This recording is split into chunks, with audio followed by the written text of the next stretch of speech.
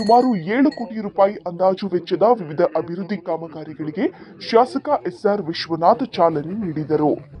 ಬೆಂಗಳೂರು ಉತ್ತರ ತಾಲೂಕು ದಾಸನಪುರ ಹೋಬಳಿಯ ಆಲೂರು ಗ್ರಾಮ ಪಂಚಾಯಿತಿ ಮತ್ತು ಮಾದನಾಯಕನಹಳ್ಳಿ ನಗರಸಭೆ ವ್ಯಾಪ್ತಿಯ ವಿವಿಧ ಗ್ರಾಮಗಳಲ್ಲಿ ರಸ್ತೆ, ಚರಂಡಿ, ಅಂಗನವಾಡಿ ಕೇಂದ್ರ, ಸ್ತ್ರೀ ಶಕ್ತಿ ಭವನ, ರಾಜಕಾಲುವೆ ಅಭಿವೃದ್ಧಿ ಸೇರಿದಂತೆ ಸುಮಾರು 7 ಕೋಟಿ ರೂಪಾಯಿ ಅಂದಾಜು ವೆಚ್ಚದ ವಿವಿಧ ಅಭಿವೃದ್ಧಿ ಕಾಮಗಾರಿಗಳಿಗೆ ಶಾಸಕ ಎಸ್ಆರ್ ವಿಶ್ವನಾಥ್ ಚಾಲನೆ ನೀಡಿದರು.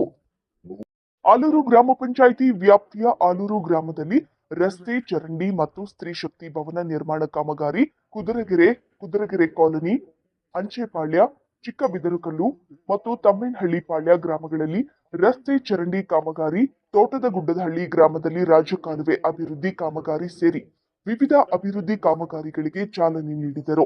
ಮಾದನಾಯಕನಹಳ್ಳಿ ನಗರಸಭೆ ವ್ಯಾಪ್ತಿಯ ಹನುಮಂತಸಾಗರ ಮತ್ತು ಬಸವೇಶ್ವರ ವೃತ್ತದಲ್ಲಿ ರಸ್ತೆ ಮತ್ತು ಚರಂಡಿ ಕಾಮಗಾರಿ, ಮಾದನಾಯಕನಹಳ್ಳಿ ಗ್ರಾಮದಲ್ಲಿ ಅಂಗನವಾಡಿ ಕೇಂದ್ರ ಮತ್ತು ಸ್ತ್ರೀ ಶಕ್ತಿ ಭವನ ಉದ್ಘಾಟನೆ ನೆರವೇರಿಸಲಾಗಿದ್ದು, ಈ ಎಲ್ಲಾ ಕಾಮಗಾರಿಗಳ ನಿರ್ವಹಣಾ ವೆಚ್ಚ ಸುಮಾರು 7 ಕೋಟಿ ರೂಪಾಯಿಗಳಾಗಿದೆ. ಸರ್ಕಾರದ ಅನುದಾನದ ಕೊರತೆಯ ನಡುವೆಯೂ ಕ್ಷೇತ್ರದಲ್ಲಿ ಅಭಿವೃದ್ಧಿ ಕುಂಠಿತವಾಗಬಾರದು ಎಂಬ ಮನೋಅಭಿಲಾಷೆಯೊಂದಿಗೆ ಪರಿಶ್ರಮ ಪಟ್ಟು ಅಭಿವೃದ್ಧಿ ಕಾಮಗಾರಿಗಳಿಗೆ ಚಾಲನೆ ನೀಡಲಾಯಿತು. ಕಾಮಗಾರಿ ನಿರ್ವಹಣೆಯಲ್ಲಿ ಅಧಿಕಾರಿಗಳು ಮತ್ತು ಗುತ್ತಿಗೆದಾರರು ಗುಣಮಟ್ಟ ಕಾಯ್ದುಕೊಳ್ಳುವುದರ ಜೊತೆಗೆ ಶೀಘ್ರದಲ್ಲೇ ಕಾಮಗಾರಿ ಪೂರ್ಣಗೊಳಿಸಬೇಕು ಎಂದು ಸೂಚನೆ ನೀಡಿದರು.